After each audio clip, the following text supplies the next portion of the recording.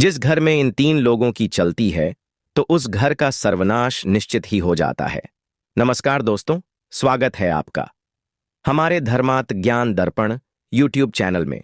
तो दोस्तों, एक बार की बात है, भगवान शिव माता पार्वती के साथ कैलाश पर्वत पर भ्रमण कर रहे थे। तभी माता पार्वती भगवान शिव से कहती हैं, प्रभु, हर आदमी चाहता है कि उसका घर धन धान्य से और खुशियों से भरा रहे, उसके जीवन में कभी कोई दुख ना आए, परंतु फिर भी लोगों की खुशियां नष्ट हो जाती हैं। अच्छे खासे संपन्न घर भी उजड़ जाते हैं, उन पर गरीबी का पहाड़ टूट पड़ता है। उनके ना चाहते हुए भी ऐसा क्यों हो जाता है?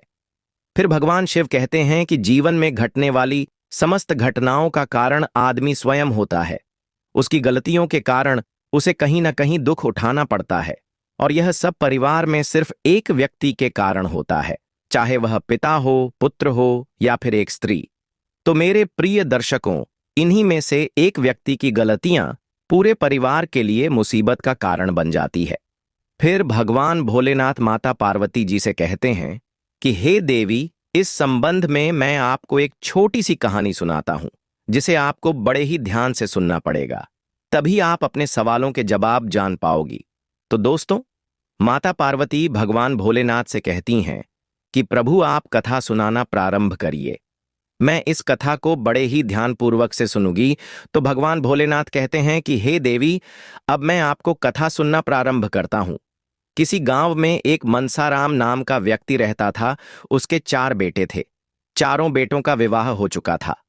चारों बेटों की जो बहुएं थीं, उनमें से सबसे छोटी बहू पढ़ी लिखी और बहुत ही बुद्धिमान थी। पहले तो मनसाराम के घर की हालत कुछ ज्यादा ठीक नहीं थी, लेकिन जब से छोटी बहू घर में आई, उनकी दिन दुगना रात चौगुना कमाई होने लगी। उसके घर धन की वृद्धि होती चली गई। छोटी बहू सचमुच लक्ष्मी के समान थी, और कहते भी हैं कि जिस व्यक्ति के पास बुद्धि है वही उसकी सबसे बड़ी दौलत है। वह अपनी बुद्धि और विवेक से धनवान भी बन सकता है और परिवार पर आने वाले संकट से भी अपना बचाव कर सकता है। पढ़ी लिखी समझदार बहू के आने से ना तो उसके घर में कभी लड़ाई झगड़ा होता था, ना कोई परेशानी आती थी। दिन रात मनसाराम की तरक्की होने लगी। घर में खुशी का माहौल बन गया। गांव के लोग, पास पड़ोसी उसकी तरक्की को देखकर दिन रात जलने लगे। वे आपस में बातचीत करते हुए कहते थे कि कल तक तो मनसाराम बड़ा ही कमजोर था, लेकिन पिछले कुछ दिनों से वह बढ़ता ही जा रहा है। इसकी तरक्की का राज क्या है? कहीं इसे गड़ा धन तो नहीं मिल गया? और देवी, यह दुनिया की फितरत है कि आदमी किसी को अच्छा खाता पीता नहीं देख सकता। वे अपने उत्थान में इतना दिमाग इस्तेमाल नहीं करते जितना कि पड़ोसी को गिराने में लगाते हैं। जाने क्यों लोग किसी को अपने से अच्छा खाता पीता, हंसता खेलता नहीं देखना चाहते। वे अपने दुख से इतने दुखी नहीं होते जितना कि दूसरे के सुख से उन्हें दुख होता है। लोगों की मनोस्क्यू एक दूसरे की टांग खींचने में लगे रहते हैं। एक बार एक मछुआरे ने बहुत सारे केकड़े पकड़कर अपनी पेटी में रख लिए, और वह तो केकड़े पकड़ने में मस्त हो गया। इधर केकड़े उस पेटी से निकलने का प्रयास करने लगे। जो भी केकड़ा पेटी के ऊपर चढ़ने का प्रयास करता, पेटी में पड़े बाकी केकड़े उसकी टांग पकड़कर नीचे खींच लेते थे। सब एक दूसरे की टांग पकड़कर खींचने में लगे थे। इसीलिए पेटी से निकलकर कोई भी केकड़ा बाहर ना जा सका और सारे केकड़ को अपनी जान गंवानी पड़ी। यही हुआ मनसाराम के साथ। मनसाराम के पड़ोसियों को उसकी खुशियां हजम नहीं हो रही थीं। उन्हें इसी बात की चिंता खाई जा रही थी कि पड़ोसी मनसाराम इतना फलता फूलता कैसे जा रहा है।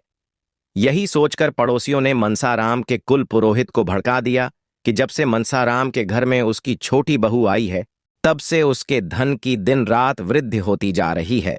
उसके घर में ना कोई बीमार पड़ता है, ना किसी से लड़ाई झगड़ा होता है।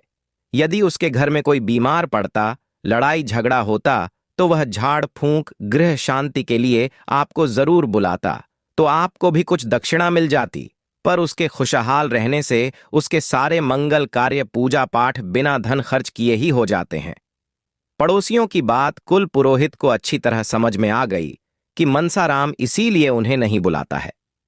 कुल पुरोहित ने सोचा कि ऐसा कोई काम करना चाहिए जिससे उसके परिवार की शांति भंग हो जाए, और यह पूजा पाठ के लिए मुझे अपने घर पर बुलाएं।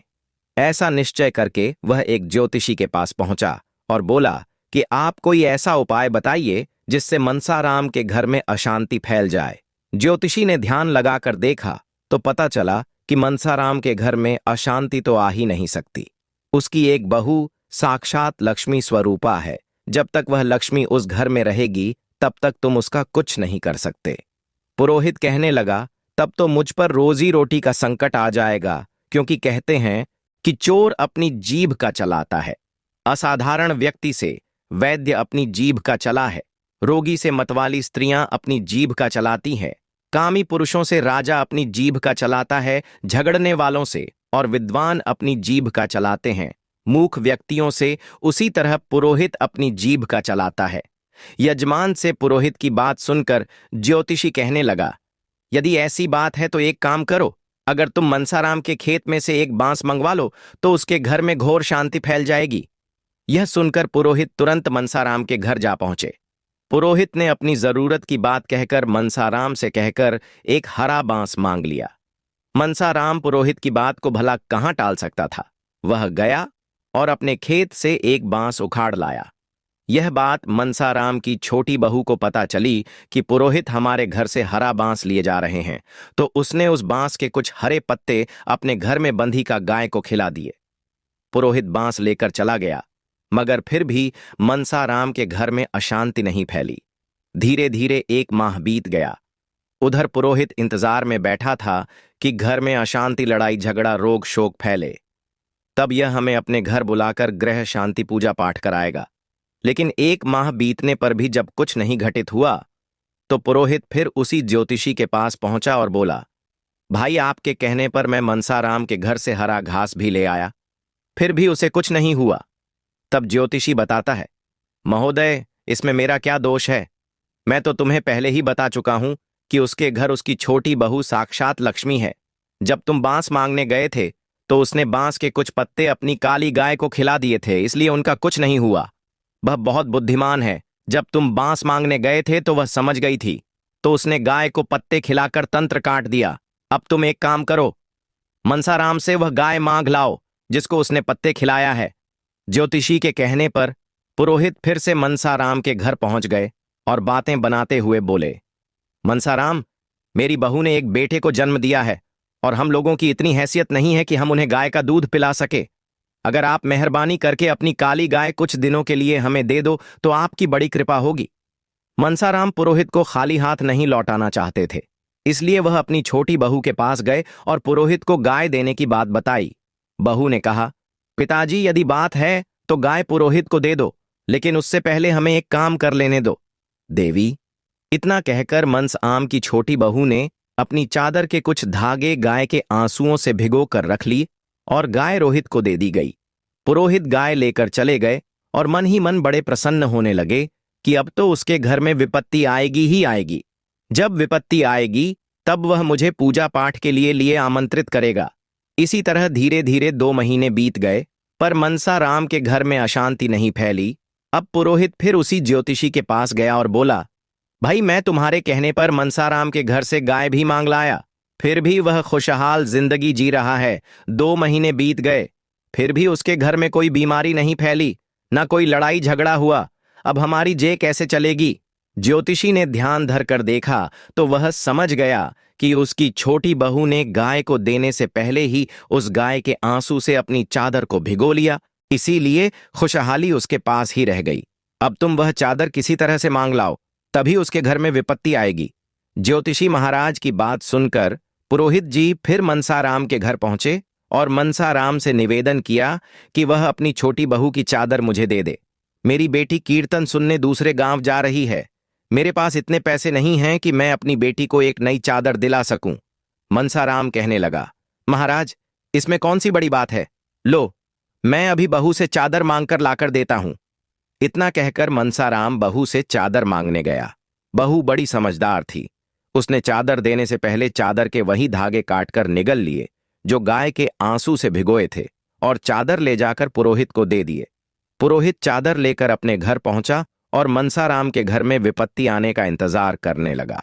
इंतजार में ही 2 महीने बीत गए, मगर उसे ऐसी कोई खबर सुनने को नहीं मिली कि मनसाराम के घर में कोई बीमार पड़ गया, कोई झगड़ा हुआ होगा। पुरोहित जी फिर भागकर उसी ज्योतिषी के पास पहुंचे और बोले, महाराज, मैं उसकी छोटी बहू की चादर भी मांग लाया, फिर भी कुछ नहीं हुआ। तब ज्योतिषी ने ध्यान धरकर देखा तो कहने लगे, पुरोहित जी, वह बहू बड़ी बुद्धिमान है। उसने गाय के आंसू से भीगे हुए चादर के धागे तोड़कर निगल लिए, इसलिए उसकी खुशहाली उसी के पास रह गई है। अब तो मन राम को विपत्ति में डालने का एक ही तरीका है, उसकी छोटी बहू को घर से निकाल दो, तभी कुछ हो सकता है, वरना नहीं। और हां, अब इस विषय में बात करने मेरे पास मत आना, मैं तुम्हें अब कोई रास्ता नहीं बता सकता। ज्योतिष जी की बात सुनने के बाद पुरोहित मनसाराम के घर गए और सोचने लगे कि मनसाराम की छोटी बहू को घर से कैसे निकलवा। मनसाराम के घर के सारे लोग उस बहू से बहुत प्यार करते हैं, वे खुद तो बिना किसी बात के उसे घर से निकाल ही नहीं सकते। तब पुरोहित के मन में एक युक्ति आई।